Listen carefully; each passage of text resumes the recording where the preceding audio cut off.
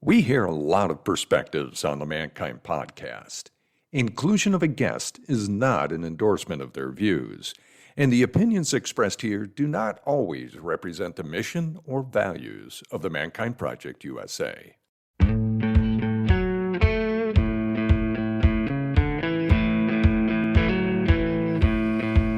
Looks like the rain has gone. Hey everybody, it's Boysen Hodgson. Welcome back to the Mankind Podcast. I am super excited today. The Mankind Podcast, where we are setting out to prove that there is indeed more than one way to be a man in the world, and I think we're proving it again and again. Today, I am with Steve McIntosh. I have been aware of Steve's work for years. I'm going to read some of the titles of some of his books, and I just feel super honored. Steve, thank you for joining me. Thank you, Boysen. It's a pleasure to be with you. So Steve McIntosh, JD, is a leader in integral philosophy movement and author of Developmental Politics, How America Can Grow into a Better Version of Itself. He's the president and co-founder of the Institute for Cultural Evolution think tank, which focuses on the cultural roots of America's political problems. Steve is also co-author with John Mackey of Whole Foods fame and Carter Phipps of the book Conscious Leadership, Elevating Humanity Through Business. He's also authored 3 previous books on integral philosophy, The Presence of the Infinite, Evolution's Purpose, and Integral Consciousness and the Future of Evolution. Before becoming a writer and a social entrepreneur, Steve had a variety of other successful careers, including founding a consumer products company, Now and Zen, practicing law with one of America's largest firms. His innovative political thinking has been featured on a whole bunch of places: NPR, USA Today, The Daily Beast, Real Clear Politics, The Hill, The National Journal, and in a wide variety of other media. He's an honors graduate of the University of Virginia Law School and the University of Southern California Business School.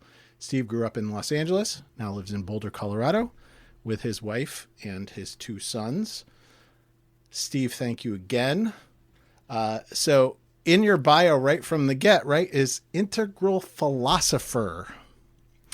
So some of our readers in the Mankind Project out there in the world know that integral philosophy has been a study that a lot of us in the Mankind Project have kind of taken on as a way of seeing the world, of understanding development, of understanding progressions from one thing to another. But now I get to sit with a bona fide integral philosopher. So, Steve, let's start there. What's integral philosophy? Sure. Well, integral philosophy is a spiritual philosophy of evolution that focuses on the universe's process of becoming, right, from the Big Bang to our present age. But it has a special focus on the evolution of culture and consciousness, how those two, the inside and the outside, the collective and the individual, are evolving. And it's not this becoming in the realm of human society and history. It's not just an analogy with evolution. It's actually part of this universal understanding of evolution, right? Although we don't attempt to reduce cultural evolution, or the evolution of human consciousness, to a biological process, right? It's distinct. What ties, the evolution of consciousness and culture together with biological evolution and the cosmological evolution of stars and planets and the periodic table, right, before the emergence of life, is that there's this structure of emergence whereby something more keeps coming from something less. And the something more takes up and uses that which has been created before, right? So we see this structure in our bodies, right? From the hydrogen atoms in our molecules, through the periodic table in our bones, through the tree of life, right? In our organs and our vital structures. But we also see this structure of emergence in human history in the current state of modern consciousness that we're all using, right, to participate in this modern culture. So understanding specifically how consciousness evolves and how it co-evolves with culture is not only fascinating in its own right, it also points to how we can sustainably and responsibly work for a more evolved world. how many of the problems that we face in this current time are the result of growth. We've grown to the point where we're kind of stretched out, right? So we no longer cohere as a governable entity, especially in America. But understanding this growth as a form of evolution really underscores how the solution to almost every one of our problems is to grow further, right? Integral philosophy understands that almost every human problem can be understood at least partially as a problem of consciousness, in the sense that evolving consciousness is the way to solve that problem. Now, how consciousness evolves, it's a matter of gentle persuasion. We certainly don't have any coercive programs for cultivating the evolution of consciousness. It's not something you can socially engineer. Right. But like growing a garden, right? You can create the conditions, you can understand the processes, you can water it, you can, help the energy that it needs to grow. There's all kinds of ways that we can be active stewards and agents of the evolution of consciousness and culture. And so integral philosophy is very pragmatic, because it has not only spiritual implications for the development of each individual, it's also got political implications for the further development of our society. And I'm just going to take one word and then ask you to expand. So it's a developmental model, right, for evolution of consciousness. So what are some of the things that got pulled into, so integral, right? We are integrating from many things. What are some of the things that have been pulled into integral philosophy in its kind of composition? Sure. Well, the best way to frame or answer that question is to talk about the lineage of what we now recognize as integral philosophy. Really, it begins before, I characterize it as a philosophy of evolution. Right, one that recognizes not only the exterior development of evolutionary structures and organisms and societies, but also an interior development of values and worldviews, right? So the first philosophers to begin to recognize that this process of universal becoming had deep significance were the German idealists, philosophers, right, at the beginning of the 19th century, like Fichte and Hegel. Hegel was really the first one to see how human history is evolving, even before Darwin showed how biological life was evolving. But it wasn't long after Darwin that philosophers began to understand that human history was at least analogous to the evolution of biology. Right? They didn't have a big picture of evolutionary unfolding, but the fact that things keep developing, there's an unfolding in history and an unfolding in life, that the revelation of that, the revelation of evolution, really began a variety of branches of philosophy, right? Many of the philosophies of evolution are strictly physical, right? Strictly materialistic. But this branch, beginning really with Hegel and continuing through a winding path of different philosophers, right? Integral philosophy is certainly not just a Hegelian philosophy, right? We have others in the lineage, such as Henri Bergson, who at the beginning of the 19th century really began to unpack the spiritual implications of our evolving universe. And Bergson influenced two of the major founders of integral philosophy, who are Alfred North Whitehead and Pierre Teilhard de Chardin.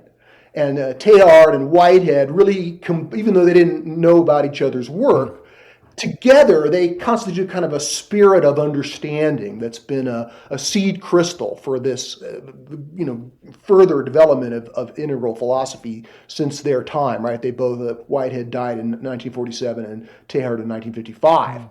Other significant contributors to this understanding include Jean Gebser, the Indian philosopher Sri Aurobindo, and then really beginning in the 1980s, the American philosopher Ken Wilber. Now, some might equate integral philosophy with Wilber's thinking. I certainly owe much to his thinking, and when I get it right, I stand on his shoulders in some ways. Yes. But I'm not a Wilberian, right? I reject certain of his characterizations, and I think integral philosophy, broadly understood, includes a variety of interpretations. Wilber's school of thought, the school of thought that I represent, which we might call the synthesis school, There are a lot of subtle details in the difference between Wilbur and me, and the process philosophy as it's carried on from Whitehead, which is kind of a species of integral philosophy, but again, another school of thought within this broader understanding of evolution. So without getting too nerdy about it, that's kind of what the current body of thought, which we might broadly characterize as integral philosophy, at least that's sort of where it comes from. And you mentioned the nonprofit organization that I co-founded, the Institute for Cultural Evolution. Myself and our board of directors and our senior fellows and all the people who are associated with this institute are dedicated to the advance of this synthesis school, which we think which has the most power to help heal the torn social fabric of American society that we are experiencing this moment. Beautifully segued right into kind of where we're going. So where we are in this moment. So one of the kind of frameworks, one of the building blocks for integral philosophy and also for developmental politics, your book and what we're talking about here today, is this idea of worldviews. So, and how worldviews interact or don't. Let's talk about the three major worldviews that you see at play in our culture today, and maybe highlight some of their strengths and not so strengths. Okay, sure. Well, so integral philosophy is attempting to sort of understand and describe and analyze cultural evolution, yes, both from the inside and the outside, right? Because they're co-evolving together, both the micro and the macro, and the inside and the outside. With the inside understood as not only our subjective internal awareness, but also a kind of collective interior, which we can unpack in a minute. Yes. But just to keep it at the level of worldviews, there are, of course, many descriptions of what we might call the basic units of culture, cultural development. Right? That is, there's many different competing theories for how culture does evolve, or whether it even does evolve, or whether it's sort of going downhill, depends on how you see it politically.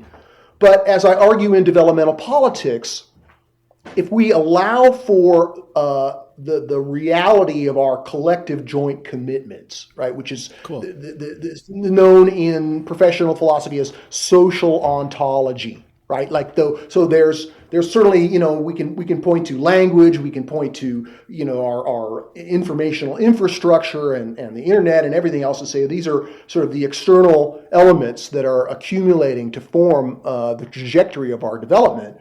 We can also see how there's an interior development, as I'm saying, that goes along with it.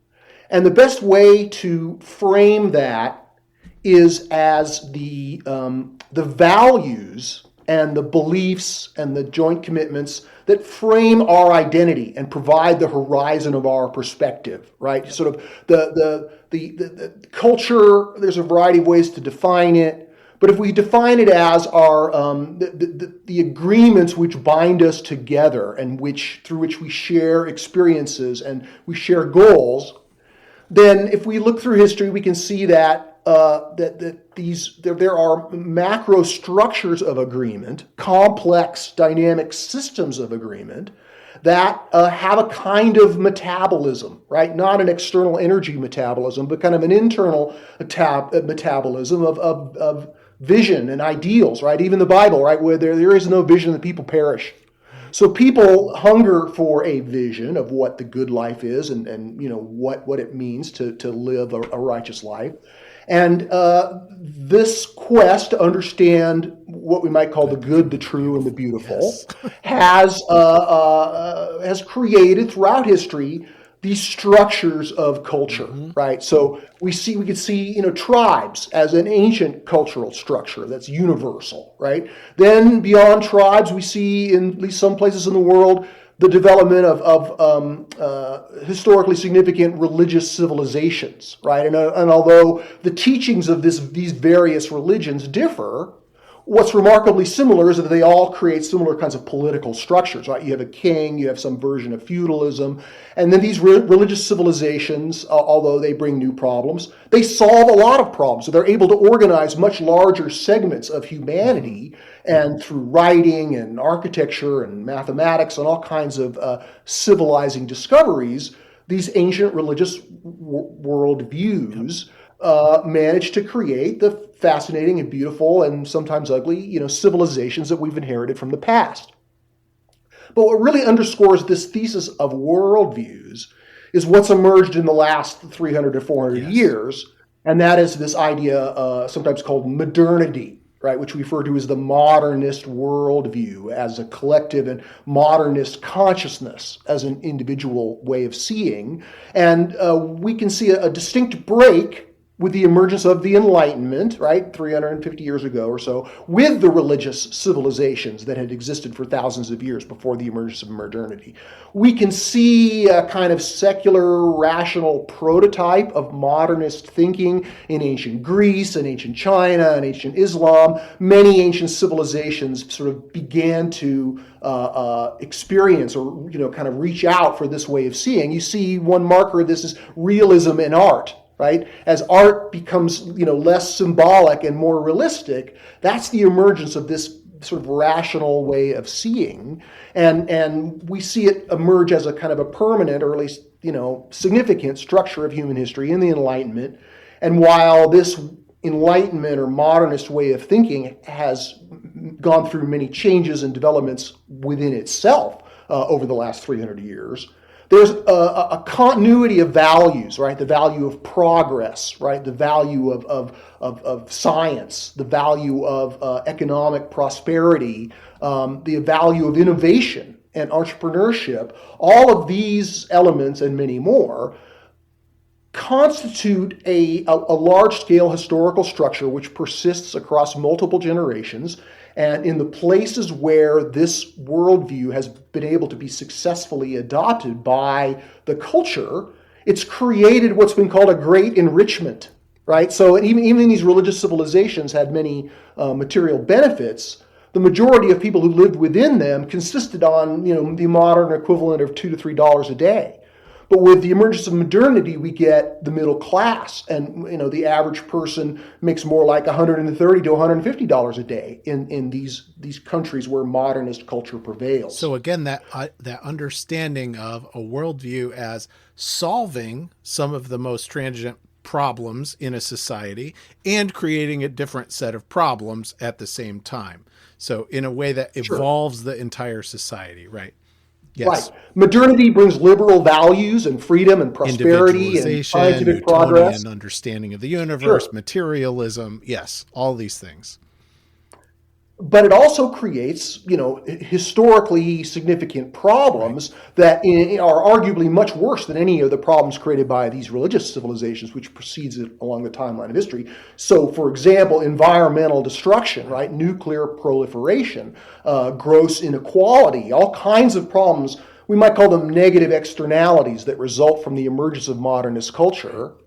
And it's because of the accumulating effects of these, not to mention the world wars, which modernity spawned, that really from the beginning there have been those who've rejected modernity or have been the critics of modernity. And these were mostly intellectuals and artists. But beginning in the 1960s, we see a full-scale emergence of a worldview that we can now compare and contrast with modernity and traditionalism, right? Religious traditionalism and secular modernity. And that's this worldview which we call the progressive postmodern worldview. Right now, the word postmodern is a battleground of meaning. We're not just talking about critical theory.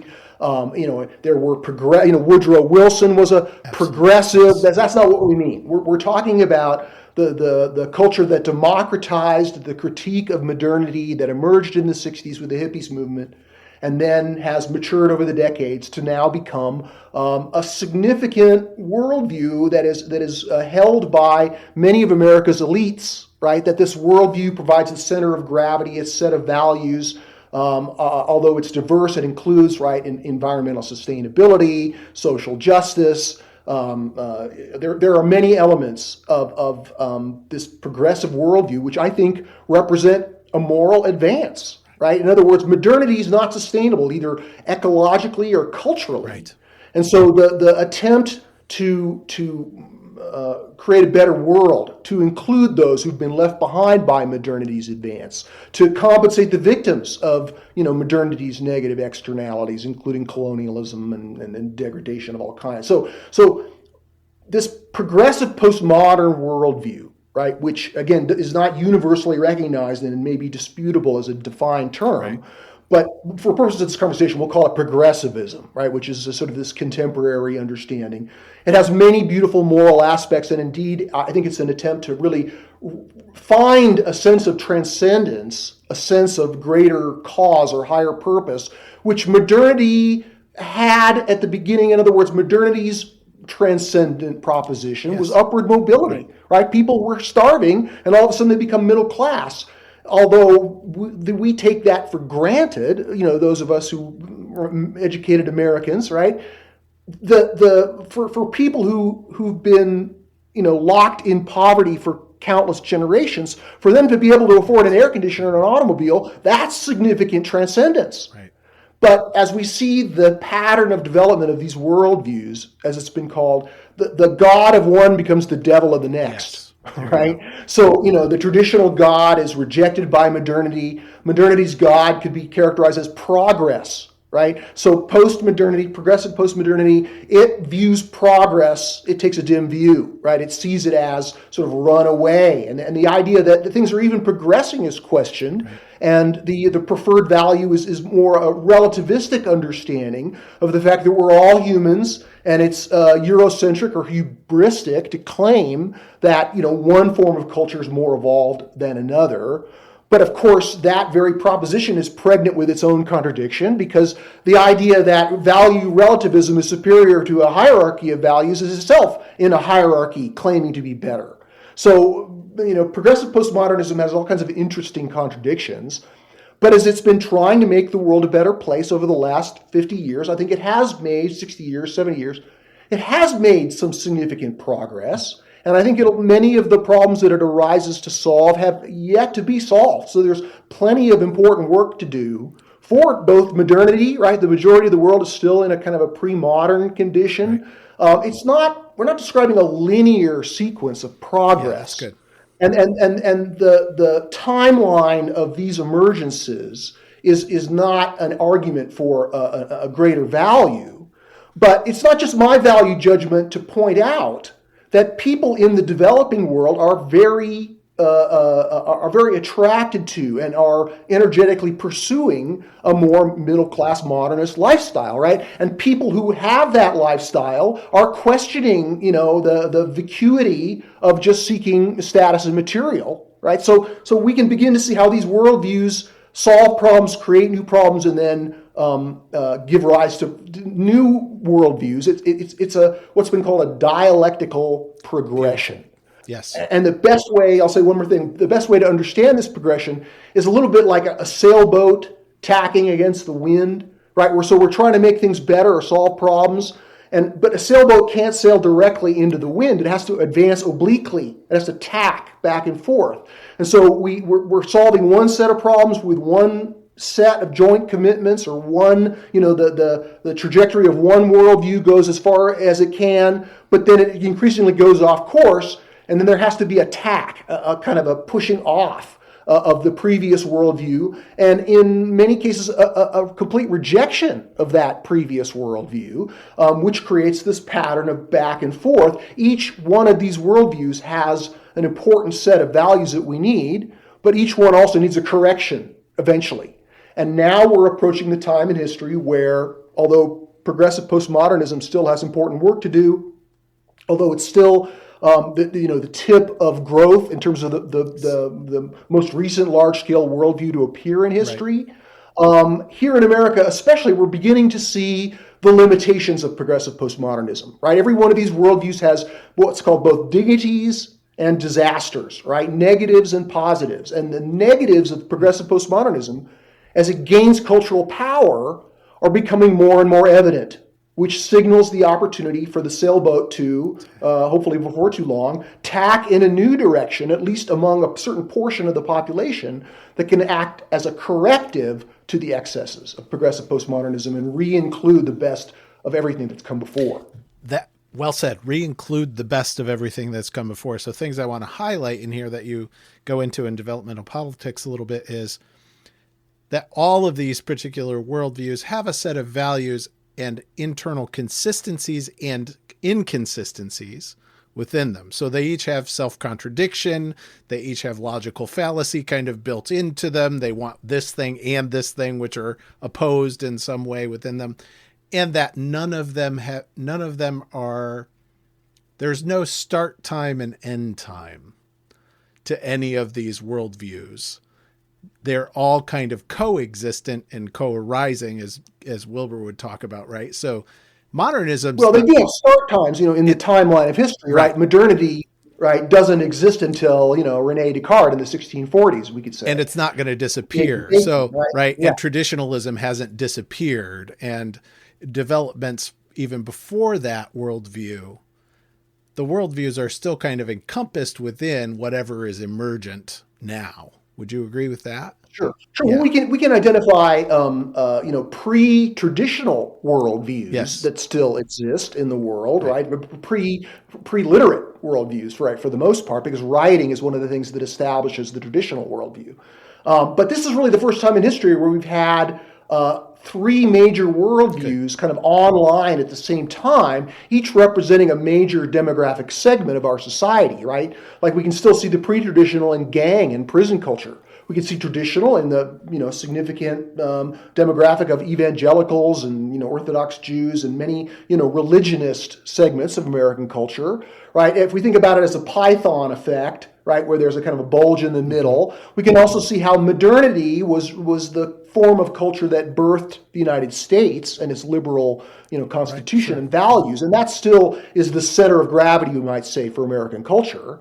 But as I mentioned, over the last 70 years, this third major worldview has emerged and gained major ground, and it's hard to estimate exactly how many people use this worldview as their center of gravity, right? These are not so much types of people as they are types of consciousness within people, and most people use, for example, two kinds of consciousness. So they might use traditional consciousness on Sunday and modernist consciousness on Monday. But some are deeply embedded and thoroughly identify with and embody these almost in a stereotypical manner. So we need to understand these worldviews as cultural structures that interpenetrate our minds, but for most of us don't strictly determine who we are. Beautiful. And some of the things that modernism emerged and solved, global communications, the proliferation of information, the internet, all of these things, right, also complicate the fact that we have three powerful worldviews, all very present and transparent to one another. And, right, Twitter, right? Your perspective on Twitter. Unfortunately, the transparency only goes to the negatives. For the most part, each one of these worldviews sees the other two primarily for their pathologies and not for their values, which is what has created our current culture war. Perfect. So now what? Like the question that I put in our Google document is, so what? So why is it important that we start thinking about these things in terms of their interdependences rather than just the polarities? And as you said, that the postmodernists see all the flaws of modernism. Wilbur talks about it as allergies, right? We're allergic to what came before and allergic to what comes after. So why do we need to rethink this? Yeah, well, why do we need to understand the development of human culture more accurately, right, from the inside and the outside, and to see it, through a big picture as well as in the microcosm of our own awareness?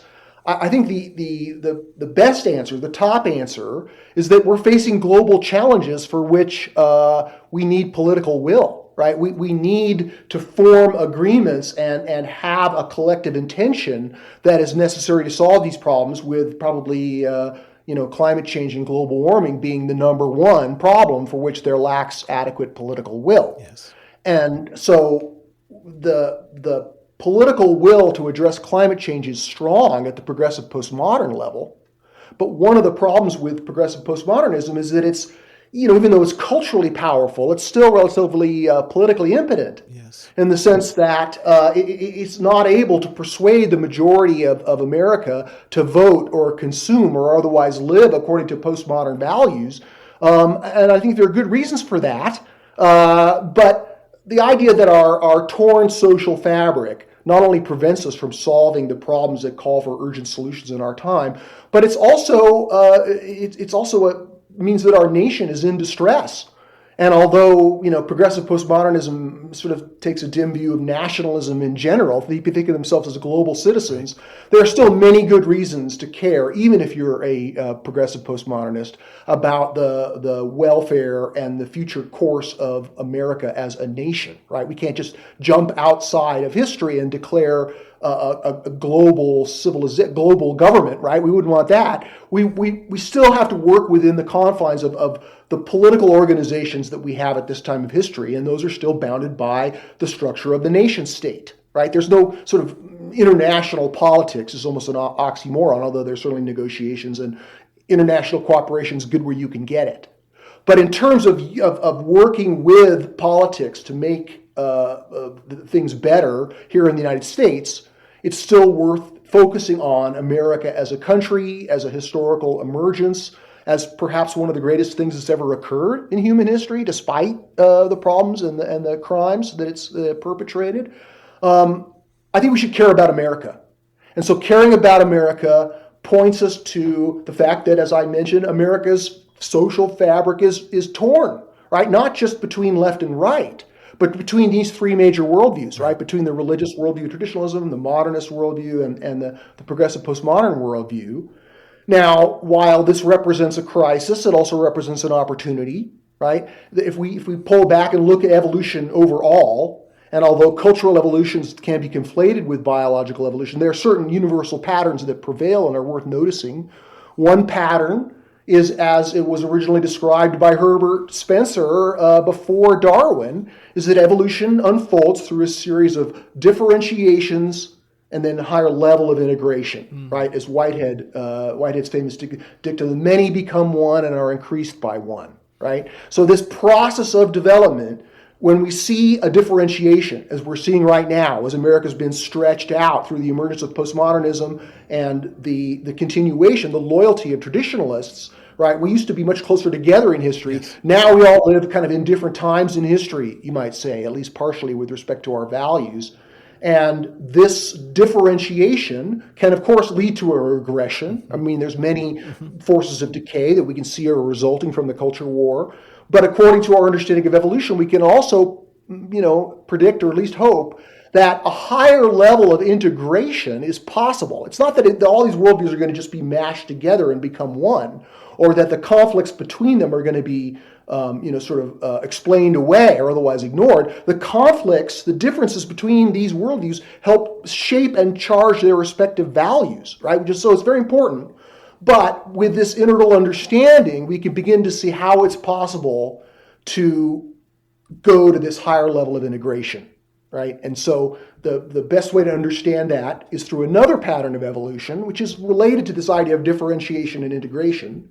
And that is the idea of transcendence and inclusion. Like I said, right, there's this structure of transcendence. Our molecules transcend and include our atoms, our cells transcend and include our molecules, etc. And this transcendent and includent pattern has sometimes been understood through the construct of thesis, antithesis, and synthesis. Yeah. Right? Cool. This is an oversimplification. Of course. But for purposes of our conversation, it's worth talking about. So the pattern repeats across scale, right? You can see it within the development of every worldview and then across the worldview. So I'm not trying to force fit my description of cultural evolution into this, kind of rigid pattern. But it nevertheless is evident if we look at the character of the progressive postmodern worldview, right? Much of its evolutionary power, much of its ability to evolve and become a major structure of culture is predicated on a kind of rejection of modernity and traditionalism, railing against traditional mores, railing against the destruction of modernity. It's almost as if, even though progressive postmodernism has many different strands and camps and ideologies, what binds all these together is this spirit of what we might call antithesis, right? It's at least at this time in history, it's a kind of a militant a protest. And that's how it emerged, right, in the 60s. And that's its character has continued to this day, right? We see it in many strains of progressive postmodernism. And again, these are not all wrong. These critiques are well received and important in many ways. Yes. Right. But if we can see this progressive postmodern worldview has emerged over the last 70 years and really in the United States become a significant cultural structure in its own right, although it's hard for many modernists to kind of see it as a cultural structure. They just see it as the far left or something. But we can begin to understand it as this significant structure whose development, whose values, whose shortcomings point the way for the next tack of the sailboat. In other words, the antithesis in this understanding of thesis, antithesis, and synthesis points to the opportunity for this next emergent worldview along the timeline of history, which is very synthetic in character because its value structure can include all the important values of progressivism, but also reclaim the values of modernity and traditionalism, which postmodernism rejects. Right, so postmodernism makes its advance partially by becoming more inclusive, by including concerns for the environment and those who've been marginalized and the victims. And this is very, of course, commendable and a significant development is to be more inclusive. But this inclusivity, for the most part, only extends to those who share the same worldview. Right, so the idea that that progressivism is very concerned about physical diversity, but when it comes to viewpoint diversity, they're not quite as keen. So if we can admit that the direction of greater inclusion is at least one way that culture evolves, then we can begin to appreciate that the synthesis, by its very nature, as it's described philosophically, is able to include the thesis and the antithesis in a higher level of integration, right? And so that's what this integral philosophy isn't just an observation about the three major worldviews. It also constitutes the beginning of a fourth major worldview, one that comes beyond progressive postmodernism, right? The logic is simple. Postmodernism has evolved over the last 70 years. It's not the end of history. And while it still has work to do, something comes after it. And although all these worldviews will be active and functioning and developing in their own way and continuing to be in conflict throughout our lives and beyond, of course, the beginning of the synthesis can in some ways mark a kind of a second enlightenment. Right? In the same way that the emergence of modernity changed the world for the better and created new problems, this next great phase of human history that's emerging on the horizon right now has to be something like the description of the integral worldview, because that's the opportunity that's where we can go. What does it mean to be more inclusive than postmodernism? It means including modernity and traditionalism and the wisdom of tribalism and all the worldviews in human history. And the details of integral philosophy and the values and the perspectives that it brings makes this kind of synthesis a real possibility. It's not just a superficial kumbaya, let's all just come together and realize we're all one people, although that's part of it too. It involves detailed political strategies and even tactics for how we can integrate these diverse values into a larger whole. That was a mouthful. Well, it takes a little while to describe these things. That's wonderful. So synthesis as kind of an operating principle to bring things back together, and things that I want to point out. Well, first of all, how do we avoid framing so many of these things into positions that end up being straw men? Like this, I see that happen a lot. So I'm part of a culture. I'm part of the U.S. culture. I'm part of the culture of my city here that I live in. I'm also part of the culture of the Mankind Project. And we talked about the Mankind Project a little bit, where some of these worldviews are definitely clashing internally. And something that I hear frequently, especially when it's in non-face-to-face communications, right? Email communications and chat lists and comment streams and all of that kind of stuff, is straw man arguments positing that because I know you're such and such, then you are going to believe X, Y, and Z, or you all think that this is all true. I think this starts to point at what you want in developmental politics, which is values integration and also a reframe on polarity. So start to talk about that. But I hear it so much these days, and the biggest logical fallacy, but straw man arguments, constantly putting forward like, so-and-so says such as such. Well, when did they say that? And who said that? And how do you know that they believe that? Kind of questions. Sure.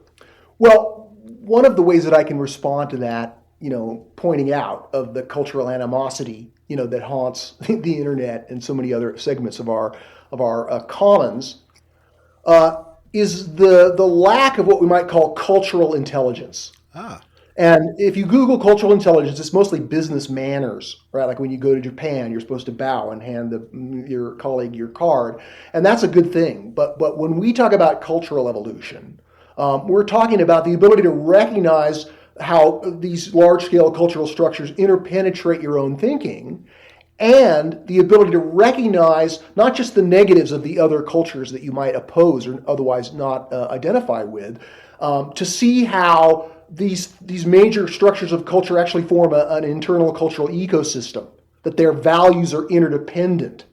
And so this practice, it's a practice of cultural intelligence, which begins to recognize that each one of these worldviews has both positive values that we continue to need and that constitute this interdependent ecosystem, as well as negative pathologies, as I've been talking about. These are more like a scaffolding of the structure that were necessary to deal with the negative life conditions that prevailed at the time of these the original emergence of these worldviews. And this scaffolding is stubborn; it sticks around, right? So we can recognize many beautiful values of traditionalism, but we can also recognize sexism and homophobia and racism and all kinds of things. We can recognize very positive values of modernity and how we continue to need rational scientific understanding, right? Even though we may decry some of the negative externalities that come from it.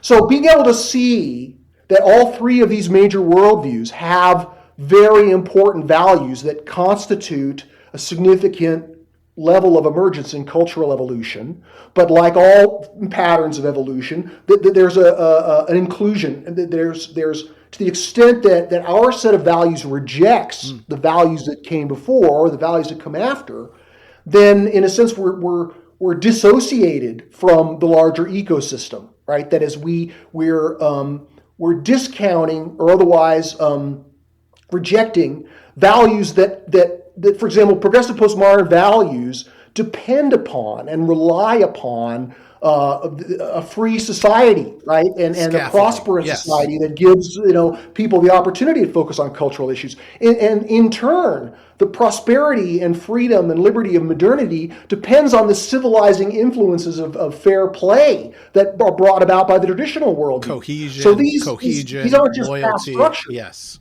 Right. Even if we reject religion or we reject consumerism, we're still using the positive values of these earlier stages because the later appearing stages depend on them as a sort of platform for their development.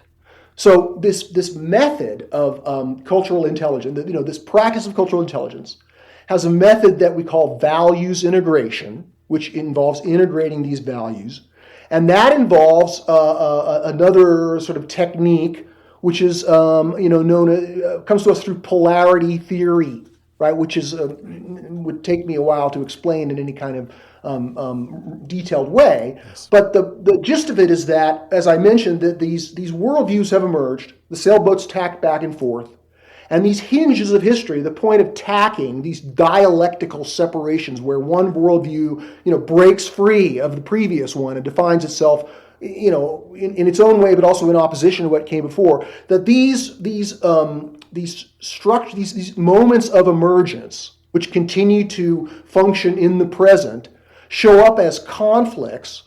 But what we can begin to understand is that at the heart of some of these conflicts, not every conflict is a living dialectical, hinge of history. But we begin to see that I mentioned that these structures that we're talking about, these worldviews, these are structures of values agreements. And as we look at the dynamic behavior of values in the evolution of culture and consciousness, there are many wonderful things we can begin to notice about them, right? So as Ralph Waldo Emerson said, every natural fact is a symbol of some higher spiritual fact. Right. Okay. And so the natural fact of energy and matter and the way the physical universe works at least provides some clue to how this internal universe of consciousness and culture work. And one of the central features of this universe is how values are not just static propositions, they're more like energy flows, right? That they attract us, they motivate us, they lure us, as Whitehead talked about, the good, the true, and the beautiful, right? They're really some of the most important features of our lives. They're what our attention is drawn to. There's a sort of magnetic center. And so when we begin to see values, at least through the analogy of energy and metabolism, we can begin to recognize that there are ways in which values behave. That is, almost all values are in a dynamic relationship with a polar counterpart, right? So we could talk about real and ideal, or simple and complex, or liberty and equality. Or maybe we might think about, competition and cooperation, or grievance and gratitude even. That is, whenever you have something that creates value, like cooperation, or a political grievance, a sophisticated understanding, a culturally intelligent understanding of that value, is this understanding how the value-creating capacity of that very value is partially dependent upon the moderating influence of its polar counterpart. Mm-hmm. So even though we may have a preferred pole that we align with or generally identify with, the best way we can maximize the value-creating potential of that preferred value is by understanding the polar structure in which it participates, right? So we want cooperation, but competition, too much cooperation by itself kind of leads to pathology, right? Too much complexity by itself needs moderation from simplicity, right? Too much idealism needs to get real. Too much realism needs to be, understand the importance of hoping for a better world. So each one of when it comes to a indestructible, interdependent value polarity like the ones I'm talking about, we can begin to see a kind of a principle, which is that the best way to, when you're faced with a positive value, where we have good versus good, not just good versus bad, the best way to forward the value of our preferred pole is to affirm the values of, or the value-creating capacities of our polar counterpart, right? So that's a sort of abstract way of describing it, but that gets very pragmatic when we think about the best way for progressives to, in our current cultural situation, to forward their values is to be a little bit more sympathetic to the values of modernity and the values of traditionalism, right? That the polarity exists not just between left and right, that there's a polarity between traditionalism and modernity, a polarity between modernity and postmodernity, and now we're beginning to see this polarity between the progressive postmodern worldview and this emerging integral worldview, that I represent. That's very well said. In the book, remind me of these polarities are not battles to be won, but energies to be managed, right? Something sure. Right. Barry Johnson is a business consultant who's been the chief popularizer of what he calls polarity management, and his phrase is that when it comes to an interdependent polarity, it's a system to be managed rather than a problem to be solved. System to be managed rather than a problem to be solved. Yes, thank you. That was well said.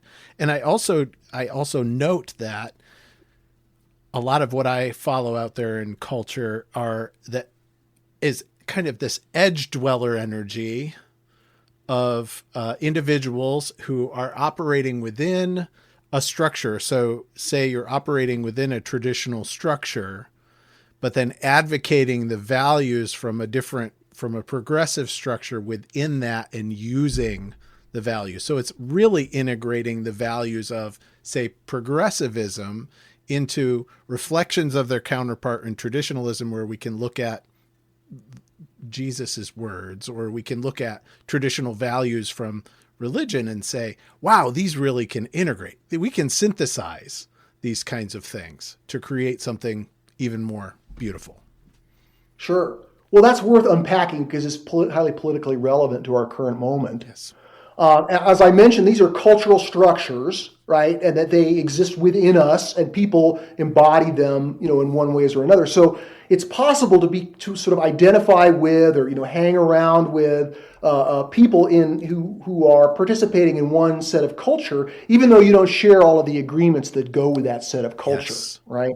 So, for example, we see with traditional religious forms of culture that there's a bit of an inside and an outside, right? There's the believers and the non-believers, right? And we can see this in a more general way in what's often known as ethnocentrism, right? That my people are more morally worthy. And although we look down on ethnocentrism today, that was a very important step, right, from egocentrism, where all that mattered was you, to all that matters is my people. That's an evolutionarily positive step, right? Although we now want to move beyond that. Modernity brings in a more of an international set of understanding. And now with progressive postmodernism, we have the ethic is a world-centric ethic, right? That not only does everybody in the world is worthy of moral recognition, equal moral recognition, but all sentient beings, right? Animals and, the environment. So there's a deeply egalitarian ethos that goes with progressivism, a world-centric morality.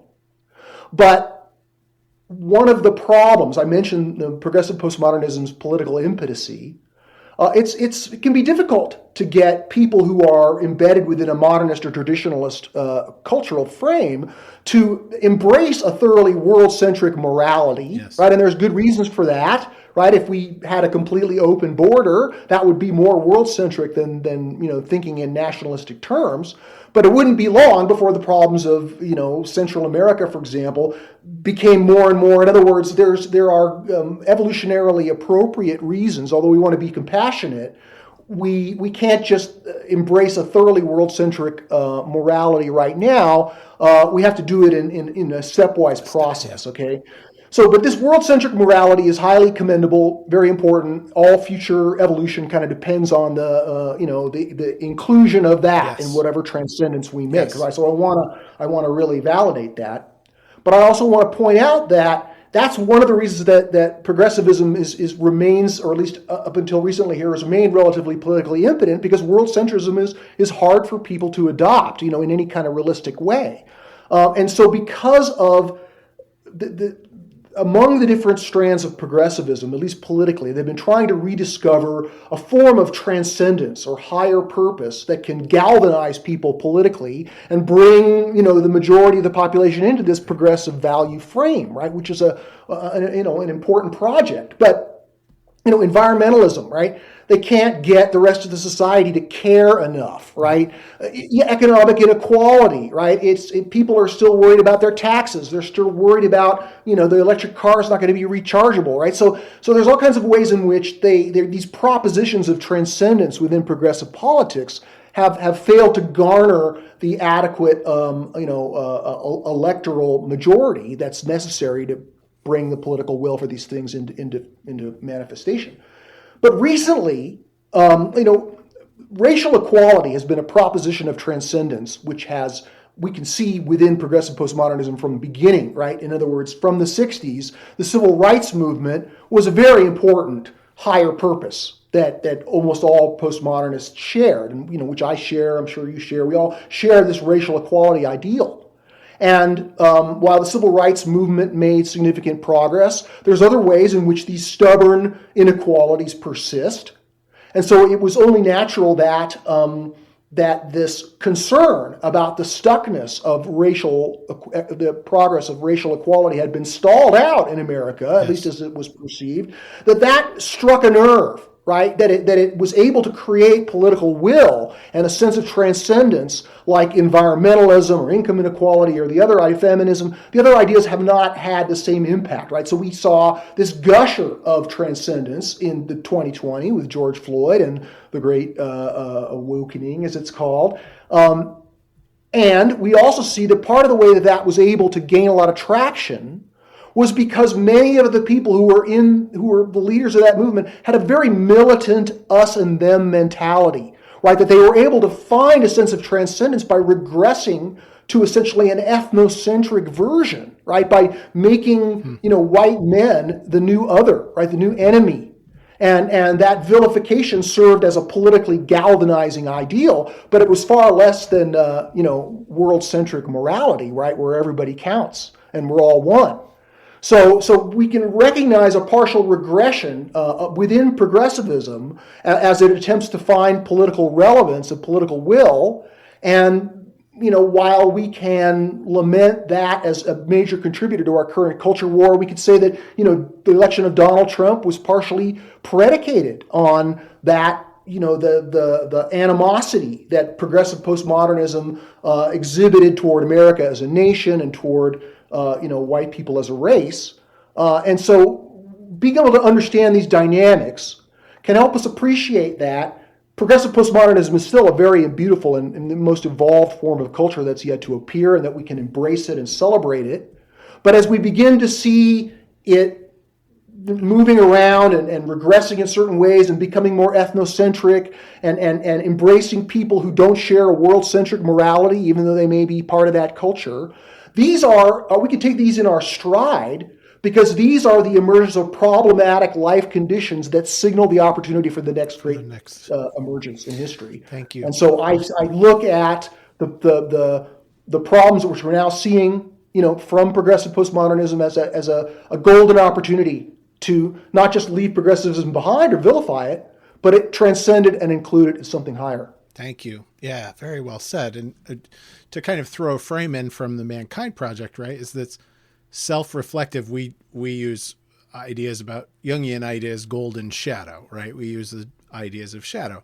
And the self-reflective, even if I know that I'm anchored in a particular worldview, to be self-reflective enough to see the drawbacks, to see the failures of the worldview that I'm in, to acknowledge the positive values on the other side. And then we can get into a dialogue with each other. It creates a different kind of real life dialectic between different worldviews, where we can both acknowledge the gold of what I'm bringing and the drawbacks that I'm bringing. And then I can see, oh, wow, you're bringing something really beautiful too. Let's try and integrate. But I mean, just comment on that by saying that we certainly are going to, in order to overcome the culture war, we've got to create dialogue, right? But many of the people who are working on it, their paradigm for understanding it is like a bad marriage, right? We just need mediation. We're just going to get people to talk and realize their commonalities. And that's a good idea. I like that. But it's going to take more than that, because we can't just sort of pretend that these conflicts don't exist. These conflicts are very important. And while people can work out these conflicts in conversation, one of the things that cultural intelligence can do for those who adopt it and begin looking at the world through this perspective is that we can begin to solve these conflicts or have these dialogues within our own opinions, within our own awareness, right? Yes. So we don't necessarily have to wait for traditionalists and progressives to reconcile between it. We can start demonstrating what that reconciliation looks like, right? We can do it for them, and gradually, as this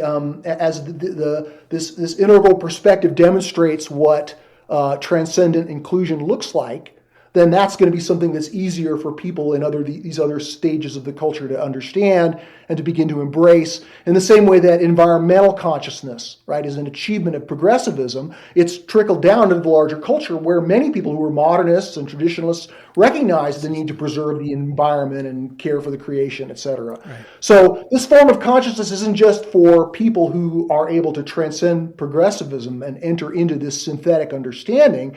It's also something that could be used as in this frame of cultural intelligence by anybody who's in organizations or in society and encounters these conflicts.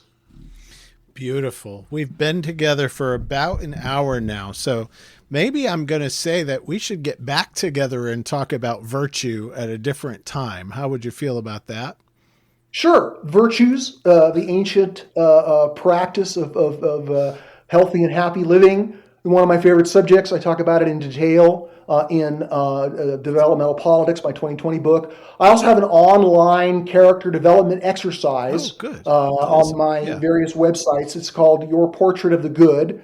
And it takes you through a practice of understanding, who and what is most important to you, and how coming up with your own suite of virtues that you can aspire to become, that actually is good for you personally, and it can make you more effective in your work. Nice. I will get that link from you, and I'll include it in the show notes down below. So I have two more questions. These are intended to be short answer questions. What's something that you love about men and want to see them embody more in the world? Sure. Well, you're much more of an expert, on men and women and what it means to be a man than me, right? This is not the major focus of my work. But just to touch on what we talked about earlier, these indestructible polarities, how they are, natural features of the universe in a way, almost like laws of internal physics. One very important and indestructible polarity can be seen as the masculine and the feminine.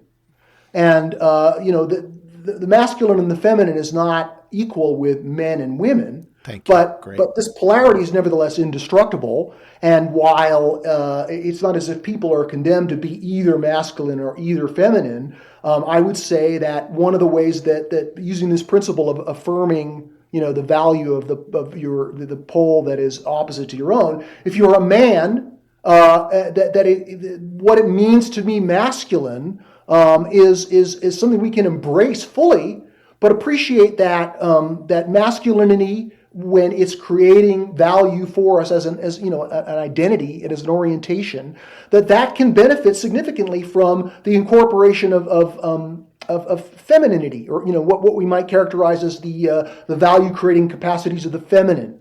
And we've seen this with progressivism. I mean, we now recognize over the last, if we look at our societal notions of masculine and feminine in the 50s or the 60s, yes. Those seem like a cartoon now, right? Because we recognize that for men to become sensitive and, emotional, that things were once associated with feminine is an important way for mature masculinity to manifest. Yeah. Same with feminine, right? Being strong and independent, that are, stereotypically masculine. That these are important elements for, what it means to be a woman or a feminine person, regardless of your biology today. So, again, there's nothing wrong with androgyny or, meeting in the middle, but there is a kind of a charge in the universe between these polarities, right? Again, I mentioned Emerson and the physical or the spiritual. If you ever play with a magnet, and you try to find the center of a magnet, right? It throws you to one side or the other, right? Because there's no stable middle. It's not as if it's just a gradient. There's actually a system, and the system has poles. So we begin to understand the energetic charge, right, that we feel in our, libidinous eros.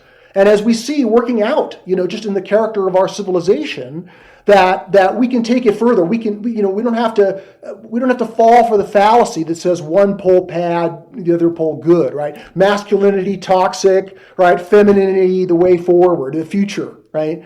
We can understand that this is a permanent polarity, and that as men we're kind of naturally associated with the masculine. And one of the things that we can do is evolve what it means to be a man by evolving our understanding of this masculine pole and integrating it effectively with the feminine pole. Well said. Steve McIntosh, I'm again honored, grateful that you took this time with me. Look for links. Well, first of all, give us your website so that it's in the podcast. Right, sure. So the primary website I want people to visit is my nonprofit organization, Developmental Politics, which is a subsidiary of the Institute for Cultural Evolution. Its website is developmentalpolitics.org. So go there first. I also have my author website, stevemcintosh.com, and there's, of course, a lot of overlap. But there are, there's lots of excerpts and videos about my books, especially the more spiritual books that are only on the stevemcintosh.com site, whereas Developmental Politics is obviously focused on the political elements, although, I can't help but talk about the spiritual in that context. My latest article, The Spiritual Significance of the Rise of AI, your viewers might be interested in that. That's published on developmental politics in its political magazine. Yeah. So on Twitter, go to @politicsdevelop. There's a 40-minute expansion of that article about the spiritual significance of AI. I recommend it. Very good talk. So go check out Steve McIntosh and find Developmental Politics. Thank you again for being with us. Thank you, Boyson. It's been a pleasure. Thank you. This has been the Mankind Podcast, produced in association with the Mankind Project USA. I have been your host, Brandon Clift, and I personally want to thank our guests for joining us today and imparting their wisdom from their experiences in this amazing journey called life. Now, the fee for this episode is simple. If you found gold and insights that you believe could benefit your loved ones and those you care about, be sure to share it with them. And of course, remember that life doesn't happen to us, it happens for us, so long as we rip the pen out of fate's hand and become the author of our own story. So my friend, pick up the pen and we'll see you next week. Lots of love.